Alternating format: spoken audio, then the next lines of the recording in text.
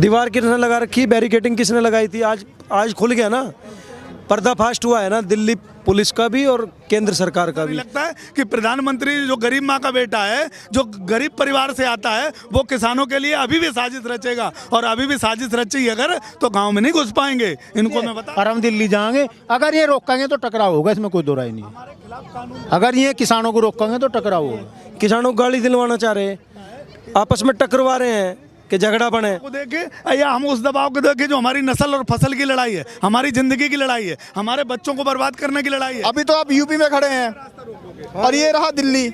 Yuri Delhi आगे के लोग हैं और देश की दौलत लुटाने गुजरात को जा रही है और ये दिल्ली हाँ किसानों के बाप की है। ये दिल्ली उसी दिन हमारी हो गई थी जिस दिन आज़ादी मिली थी।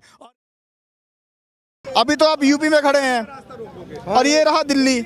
यूरी दिल्ली आगे। लेकिन दिल्ली जो है पार्लियामेंट भी जाना, हमें इधर है वो पार्लियामेंट नज़दीक है, 12 किलोमीटर का ही है।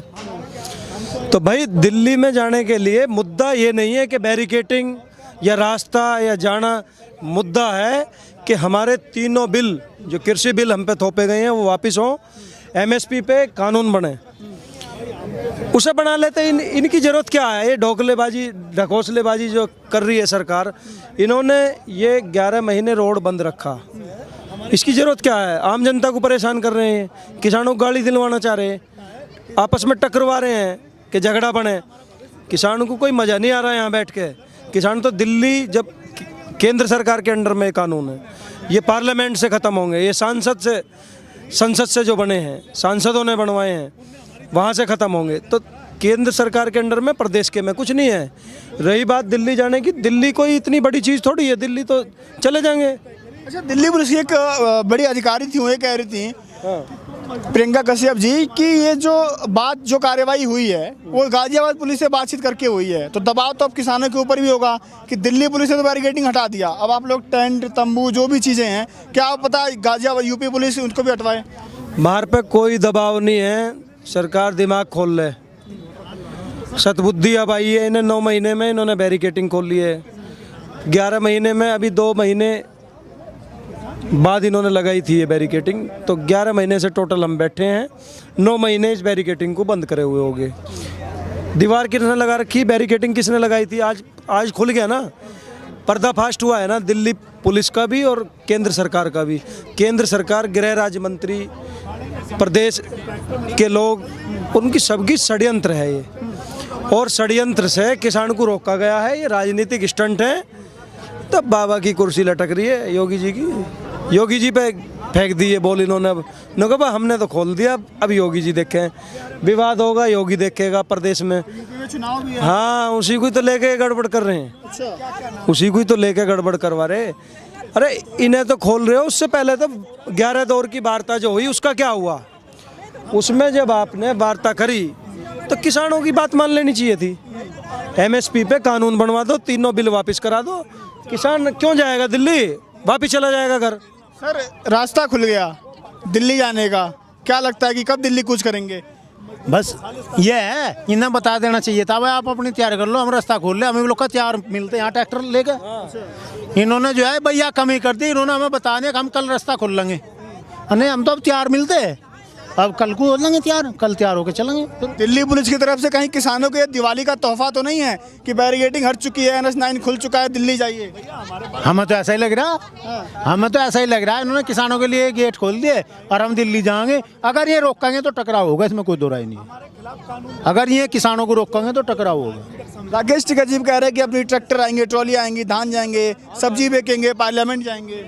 तो अगला जो हमारा पड़ाव होगा वो जंतर मंतर और पार्लियामेंट के चुगरदे को होगा, चारों तरफ को वहीं बैठेंगे। दिल्ली पुलिस जाने देगी आप लोगों को? नहीं, क्यों रोकेगी? जब उन्होंने रास्ता खोल दिया हमारे लिए ही तो खोला भाई।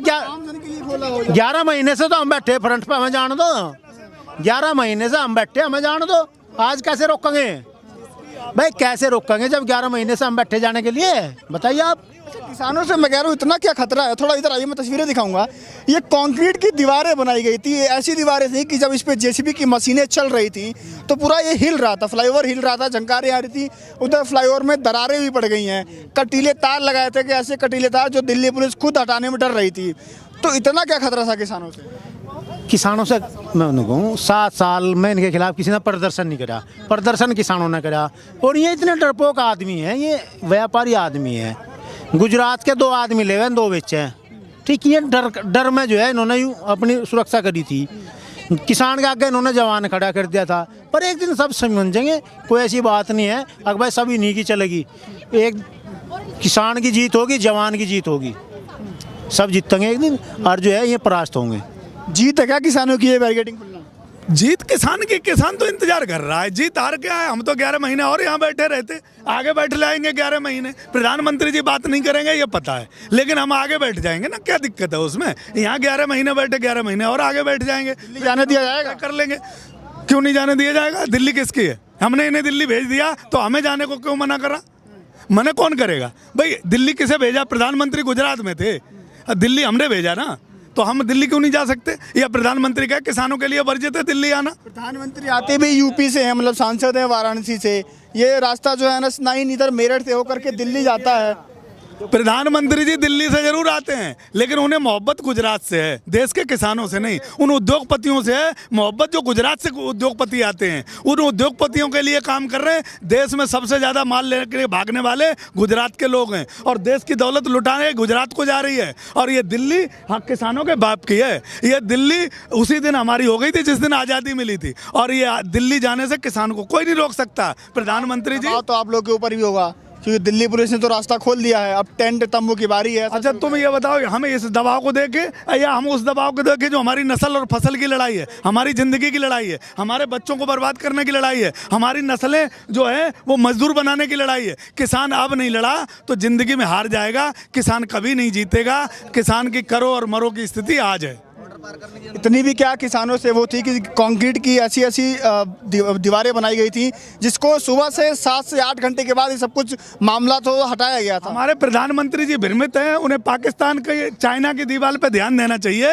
तो हमें पाकिस्तानी, अफगानिस्तानी, देशद्रोही और बांग्लादेशी बता के हमारे सामने दीवार लगा दी। तो हमारे प्रधानमंत्री जी भ्रमित हैं, उनको समझ नहीं आ रहा है कि देश के किसानों के साथ क्या